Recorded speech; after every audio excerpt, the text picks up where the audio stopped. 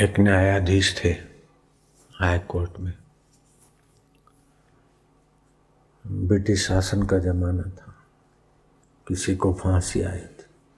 Session court ने, high court ने उसकी फांसी कायम रख दी। अब उसे जूरी में बैठना था, तो उस मुजरिम को देखकर वो न्यायाधीश चिल्लाया कि ये निर्दोष है। बोले साहब, हम 5 लोगों को इसको फांसी लगे तब तक बैठना है, बातों में लगाना।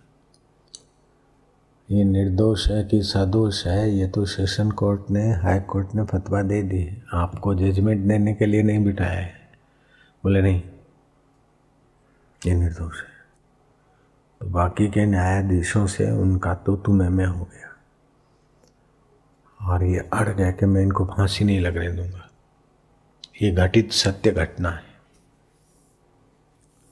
फांसी नहीं लगने दूंगा। फांसी का समय बीत गया तो फांसी तो खारिज हो गई झगड़े में। फिर ब्रिटिश शासन का तार आया कि इसी नाम का आदमी दूसरा है और उसको फांसी नहीं लगे, रोक देना। बोले ब्रिटिश का बाप भी उल्टा होकर टंग जाता तो एक बार आदमी को फांसी दे के मारने पर उसको जिंदा नहीं कर सकता था।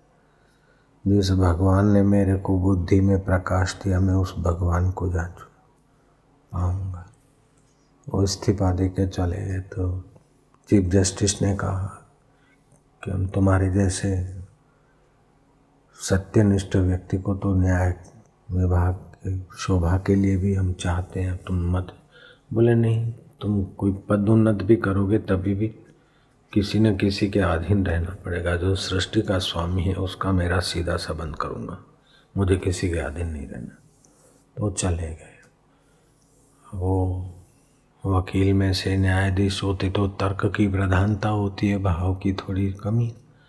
तो ये महाराज ऐसे, ये महाराज ऐसे, ये महाराज ऐसे, तर्क तर्क से कोई महाराज के प्रति श्रद्धा टिकी नहीं।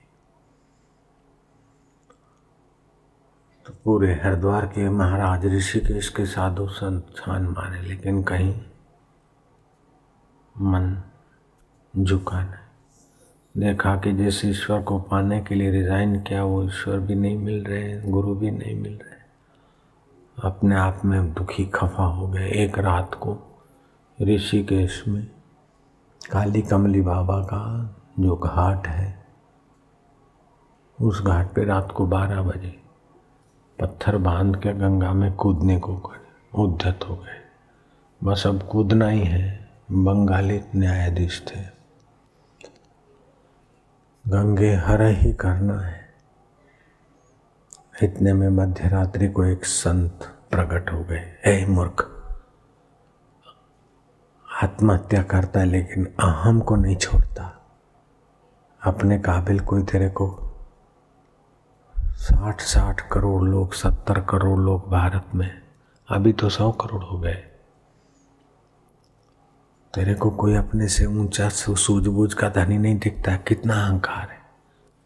ले मैं मंत्र देता हूँ, नारायण नारायण, नर नारी का आयन आत्मा नारायण, उसका जप करना, जा कल्याण होगा।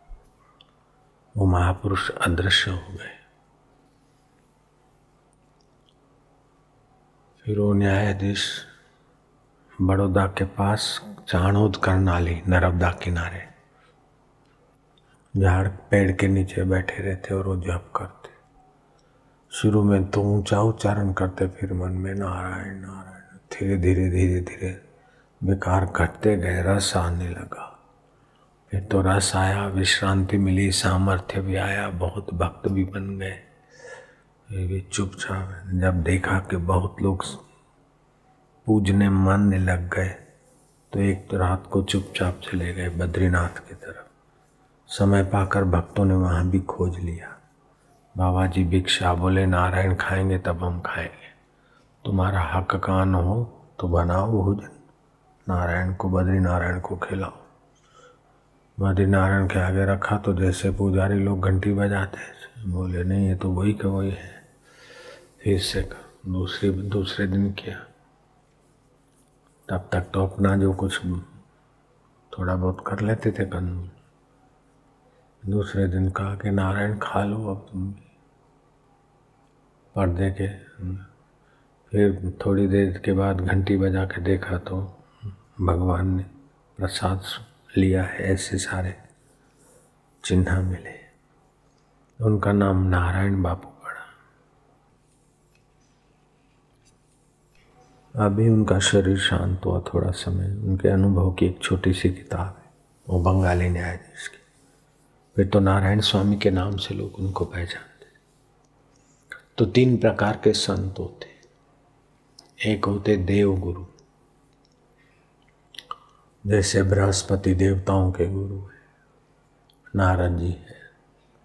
दूसरे होते हैं सिद्ध गुरु, जैसे कोई अत्यंत दुखी है, अत्यंत तड़पता है, अब उसको ईश्वर के सिवा कोई चारा ही नहीं, तो वो कहाँ भी प्रकट होकर उसको मार्गदर्शन देके अंतर्धान हो जाएंगे। ऐसे मंडल में सिद्ध गुरु भी रहते हैं।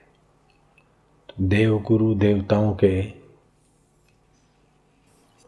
मार्गदर्शन का सामर्थ्य और सेवा करते। सिद्ध गुरु कभी कभार कहीं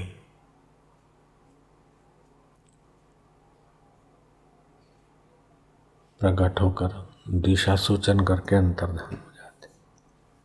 तीसरे होते मानव गुरु। मानव गुरु मनुष्य जाति के ये अत्यंत हितकारी, जैसे हम पढ़े लिखे, हम खाते पीते सोते लेते देते सब कुछ करते भी उस परमात्मा पद तक पहुँचे हैं। ऐसे मानव गुरुओं के संग से आम आदमी को बहुत फायदा होता है, शीघ्र फायदा होता है। जैसे रामकृष्ण देव थे तो नाग महाशय डॉक्टर का पेशा करते थे। रामकृष्ण मिल गए तो ये लग गए तो लग गए। राजा भरतरी को गोरखनाथ मिल गए तो भरतरी लग गए तो ईश्वर को पा लिया। वैसे नरेंद्र को रामकृष्ण मिल गए, लग गए तो ईश्वर की प्राप्ति हो गई। औरों को भी कईयों को हुई। तो ये मानव गुरु हमें हमारी भाषा में, हमारी रीत बात में, हमारे वातावरण के परिस्थितियों के